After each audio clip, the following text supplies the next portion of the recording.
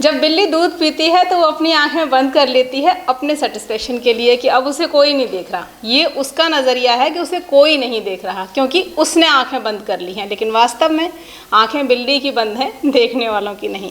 इतिहास सीख लेने के लिए होता है, सीख लेने के लिए पढ़ा जाता है, मिटा देने के लिए नहीं लिखा जाता। ऐसे तमाम तंज आजकल सोशल मीडिया पर फैले हुए हैं, वायरल हो रहे हैं, लोग ट्वीट कर रहे हैं। नमस्कार, आप देख रहे हैं देश रोज़ाना, मैं हूं स्मिता सिंह। हर तरफ सुर्खियों में एक ही विषय है जो चर्चाओं और विवादों की वजह बना हुआ है। एनसीईआरटी ने क्लास 6 से लेकर 12 तक की हिस्ट्री की बुक से मुगल काल को रिमूव कर दिया है, हटा दिया है। इसी को लेकर दो मत हो गए हैं लोगों में, दो मतों में बंट गए हैं लोग। एक वो जो इसे सही मान रहे हैं कि चलो बच्चों का बर्डन कम हुआ, एक वो पक्ष जो इतिहास से मुगल काल के सफाए को लेकर सीधे सरकार पर हमलावर हैं कि भैया किताबों के मुगल काल इतिहास को पढ़ने से भी हिंदू राष्ट्र को कोई खतरा था क्या, जो इतिहास ही किताबों से मिटाया जा रहा है मुगलों का। हर आमो खास की इस पर अपनी अपनी प्रतिक्रिया है। मुद्दा अगर नकारात्मक लग रहा है तो नकारात्मक प्रतिक्रिया है, सकारात्मक लग रहा है तो सकारात्मक। इधर एनसीईआरटी का ये कदम विवादों से घिरा तो एनसीईआरटी के डायरेक्टर दिनेश प्रसाद सकलानी ने इस पर क्या कहा, पहले वो सुनिए फिर मुद्दा बताते हैं। ये गलत है, झूठ है, मुगलों को हटाया नहीं गया है। पिछले साल ये रैशनलाइजेशन प्रोसेस हुआ था क्योंकि कोविड-19 की वजह से सब जगह बच्चों के ऊपर प्रेशर था कि कैसे वो अपनी इतने कम समय में पढ़ाई करेंगे। इसके लिए पूरे देश और समाज से ये महसूस किया गया कि बच्चों का वर्क कंटेंट लोड कुछ टेक्स्ट बुक का कम करना चाहिए। उसके लिए रैशनलाइजेशन का प्रोसेस होता है, एनसीईआरटी करता है, बहुत पहले से करता है जब भी महसूस होती है ज़रूरत। तो पिछले साल भी रैशनलाइजेशन प्रोसेस किया गया, एक्सपर्ट्स की कमेटीज़ बनी और एक्सपर्ट्स की कमेटीज़ ने सारी पुस्तकों को देखा 6ठी से लेकर 12वीं तक। अब जो आपका दूसरा उसकी प्रक्रिया के तहत जो उन्होंने अनुशंसित किया कि इस चैप्टर को अगर हटा देंगे तो बच्चों के नॉलेज में कोई प्रॉब्लम नहीं आएगी और वो उनकी समझ में कोई कमी नहीं आएगी और ये अननेसेसरी बर्डन खत्म होगा, रिपीटेशन करने की जरूरत नहीं है, तो उन्होंने हटाया। आपका जो प्रश्न है कि 12th की किताब से मुगलों को हटाया, गलत है।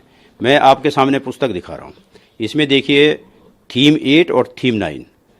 थीम 8 में peasants, zamindars and the state, agrarian society and Mughal empire 16th-17th centuries. ये दूसरा है theme 9 kings and chronicles, the Mughal courts 16th एंड 17th सेंचुरीज।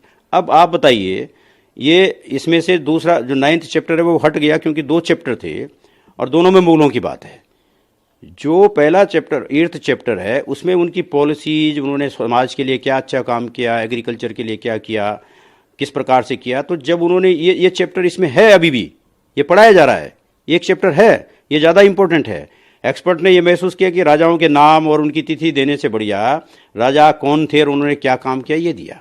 बादशाह कौन था, उसने कौन सी पॉलिसी अपनाई, अकबर की कौन सी पॉलिसी थी, रेवेन्यू एग्रीरियन पॉलिसी क्या थी, या औरंगजेब की क्या थी, या शाहजहां, ये सारा है ना। ये 16th सेंचुरी पूरा कवर हो रहा है इसमें। तो कहाँ से हट गए मुगल? ये जो लोग डिबेट कर रहे हैं ये अननेसेसरी है, गैर वाजिब है, इसकी ज़रूरत नहीं है। और जो नहीं जानते हैं वो किताब देख ले, इराटा देख लें पिछले साल का, एनसीईआरटी की टेक्स्ट बुक जो हमारी वेबसाइट पे अपलोडेड है उसको देख लें और उनको ये लगेगा कि क्लास 12th में अभी भी हम एक बढ़िया चैप्टर मुगल काल का पढ़ा रहे हैं, जिससे कि उनकी नीतियों के बारे में, उनके कार्यों के बारे में पता चलेगा। ये ज़्यादा जरूरी नहीं है कि कौन राजा कितने समय तक, कौन बादशाह कितने समय तक शासन किया। ये ज़्यादा जरूरी है कि कौन बादशाह किस समय में क्या काम किया, और वो सब चीज़ हम पढ़ा रहे हैं, वो हटा नहीं है। तो इसलिए ये झूठ है, गलत है, और जो भी ये चर्चा हो रही है ये गैर वाजिब है। तो जो ज़रूरी नहीं लगा वो हटा दिया गया, मुगल नहीं हटाए, ये कहना है एनसीईआरटी के डायरेक्टर दिनेश प्रसाद सकलानी का।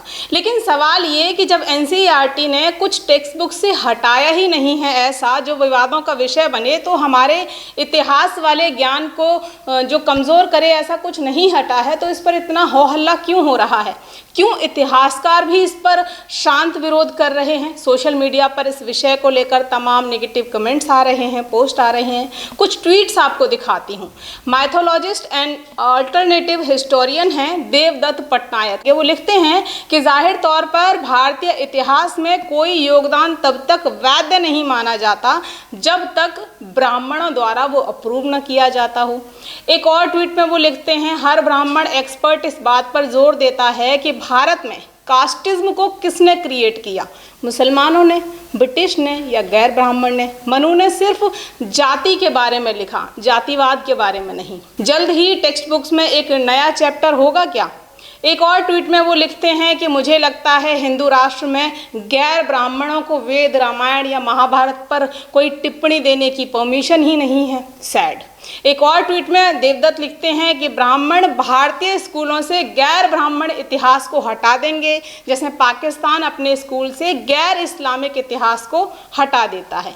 एक और ट्वीट है जिसमें उन्होंने लिखा कि प्रकृति और संस्कृति की लूट से वो धन उत्पन्न होता है जो ऐसे विश्वविद्यालयों का निर्माण करता है जो मानवाधिकारों के लिए तर्क देते हैं। इतिहास इस कड़वी सच्चाई को उजागर करता है। अगला ट्वीट है Indian origin academic and writer हैं अशोक स्वैन, जिनके ट्वीट में सीधा सवाल मोदी जी से है, न समझोगे तो मिट जाओगे ए हिंदुस्तान वालों, तुम्हारी दास्तां तक भी न होगी दास्तानों में। इस विषय पर सीनियर जर्नलिस्ट सुशांत सिंह प्रतिक्रिया दे रहे हैं, जो लिखते हैं कि ये सिर्फ मुगल या आरएसएस पर प्रतिबंध नहीं है, लोकतंत्र और दलित राइटर्स के कंटेंट को भी सीबीएसई ने हटाया है।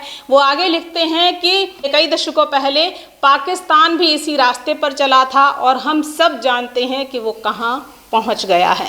ये ट्वीट भी देखिए, कॉमेडियन अतुल खत्री का ट्वीट है, जिन्होंने अमृत काल के हैशटैग के साथ ट्वीट किया है, a period when the Mughals were finally destroyed in India. Screen पर आप अगला जो ट्वीट देख रहे हैं वो है आरजे साइमा का। सभी जानते हैं आरजे साइमा को। हिस्ट्री की बुक से मुगल चैप्टर के हटाए जाने पर जो तंजिया ट्वीट इन्होंने लिखा है वो आप पढ़ सकते हैं।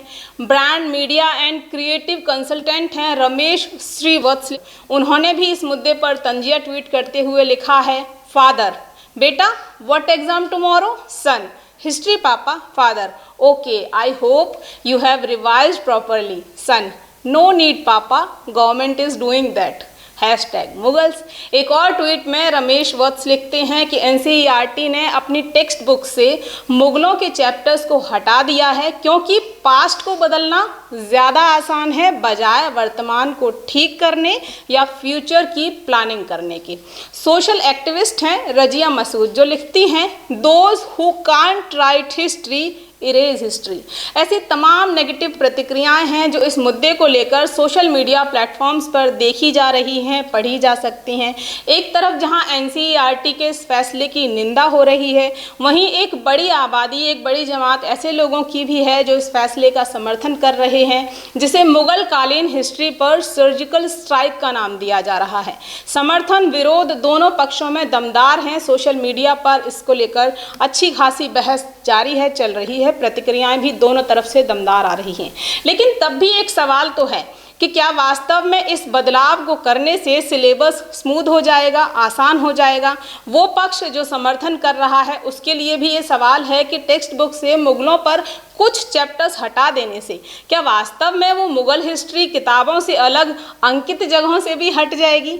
अब वो लोग जो इस विषय पर रोष जता रहे हैं, क्या इतिहास इतना कमज़ोर या फीका है कि कुछ अध्याय किताबों से हटा देने से अतीत से वो सदा के लिए गायब हो जाएगा?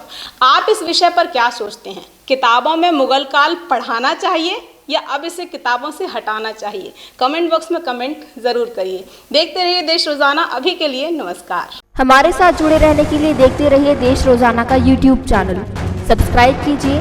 साथ ही देश रोज़ाना की खबरें सबसे पहले देखने के लिए प्रेस कीजिए बेल आइकन।